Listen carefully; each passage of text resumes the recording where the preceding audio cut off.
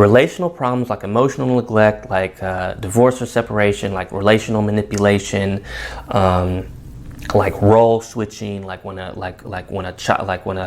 father or a mother or a caregiver acts like they can't do anything around the house, and then the child in turn becomes parentified and starts assuming some of their actual duties. That in and of itself can lead to a different type of trauma and a different type of attachment in life. Another thing that's really important to think about is, if you took the BARS, the Building Authentic Relationships online course, and if you haven't, I recommend you do that. We learned about different styles of attachment. We talked about secure attachment and insecure attachment and disorganized attachment.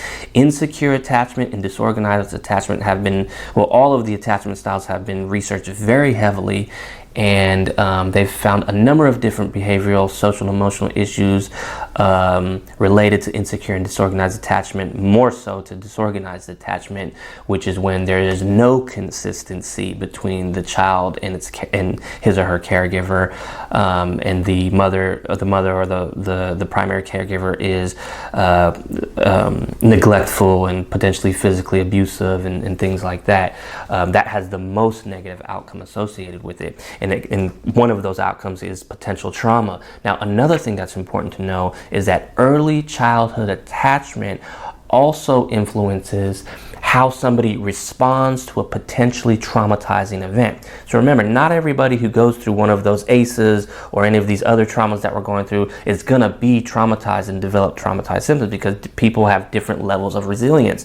Folks who have a secure attachment in early life have more resilience to potentially traumatizing events than those who have an insecure and disorganized attachment. And one of the reasons is because when you have a secure attachment, you're taught through that relationship how to self-regulate in a way that is much more effective than in an insecure and disorganized attachment.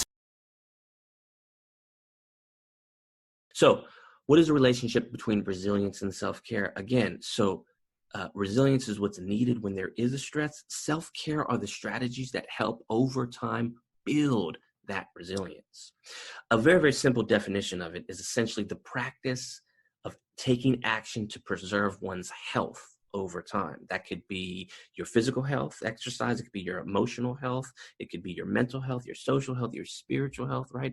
Essentially what it is you are intentionally over time practicing self-care or doing activities that facilitate self-care. And over time, self-care strategies that are put in a schematic that are predictable and done routinely over time, that's what builds resilience.